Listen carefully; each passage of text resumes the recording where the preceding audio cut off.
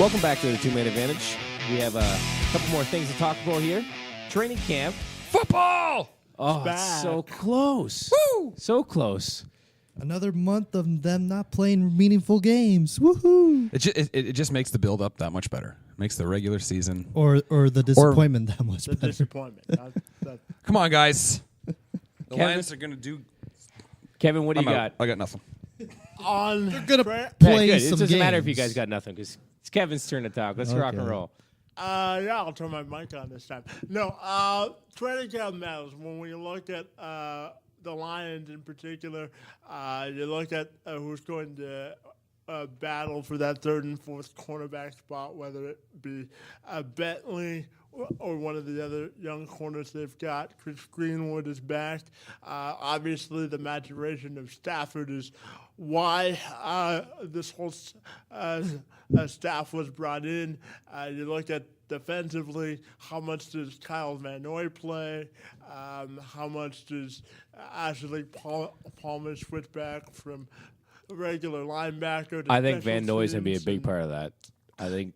There's gonna be a lot of pressure on Van Noy to be to claim that he's Well, not a to be- bust in the second round. I don't think he has to really worry about that. You got two, Pro Bowl caliber linebackers that are playing beside him, and Stephen Tulloch and Levy. DeAndre Levy. Levy, So yeah. I don't think the pressure's on him at all. Like I think he just comes in and does what he's been doing. Yeah, if Levy has 3/4 of the season he had last year, Bonus. and then Van Noy can do anything. For Van Noy, it's all about position flexibility because they did say that they're going to move him around on the defense. So as flexible as he can be, the more dynamic their defense will be. And, of course, it's not a problem with the Lions about scoring points. It's about stopping other people from scoring. That part. And offensively, that you little look, chestnut. Forward enough. offensively, you look at their third and fourth wide receiver after Golden State. After Golden State, they've got a cast of cast-offs. Can Ryan Broyle stay healthy? How much production can they get out of Chris Durham and how much under the true tight end set they'll use under their new offensive coordinator, Joe Lombardi. How much will Pettigrew and Ebron play together, and how much is Fournier's time cut because of the drafting? If Pettigrew drops one ball that's in his hands, he should not be on the field for the rest of that week. He should not be on the field for the rest of that game if he drops one ball that was catchable. block To throw you guys a question, what is going to be the key position battle in training camp this year? Is it the tight end spot? Is it a linebacker spot, or is it the clusterfuck that is known as cornerback? Well, that for me, it's an easy answer. It's cornerback because Darius Slay is still not a proven commodity, and Rasheed Mathis is like 102. So I think that it'll be cornerback because that's one of the weakest parts of the team, and it's something they've got to shore up during training camp and during the preseason as well. I think Kevin touched on it a little earlier with the battle for the third and fourth wide receiver. Durham played a great season last year for. Is he drafted or undrafted? He was undrafted. Undrafted. So, He's an undrafted you get an undrafted guy like that. You have Broyles, who you drafted, and granted, you drafted a guy with an injury, so you deserve what you get with him because he's been hurt the whole time. You lose out. I just think that the battle for that position will be big because when the pressure's on Megatron, we all know Megatron's going to make grabs. Is Golden Tate going to have the same season he had last year? As long as he doesn't taunt anybody while he runs into the end zone, we should be fine. But like he that will be something to watch out for because of all the high-profile weapons that Stafford has to throw to. It's going to be really interesting to see the low-profile guys who are going to be making catches too. Well, you said low-profile guys. Yeah, I bring up T.J. Jones, the wide receiver out of Notre Dame. Nice job. I like that. This guy has blazing speed. Maybe not so much in the wide receiver. He can be used.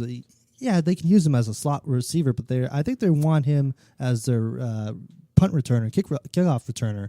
I think he did that in Notre Dame when he was there. I think that's a big thing that the Lions have been missing. That just gives him another option because I think Jeremy Ross did a great job with that last year, so they're probably going to give him another shot. And when I was at the OTAs, they seemed to work him into the offense quite often, Jeremy Ross, that is. Besides TJ Jones, Notre Dame, also let's talk Theo Riddick. Like, he's been on the roster a couple of years now, and they said that he's going to be a big part of that Joe Lombardi offense. So it's interesting to see how that works out. If I had to say position battles, I want to go right tackle with Corey Hilliard and Waddle. Yeah, I think that offensive line played fairly well last year. If they're going to have any success this year at all in that running game or the passing game, they have to play well again. I think Riley Reef played well at left tackle for the first year.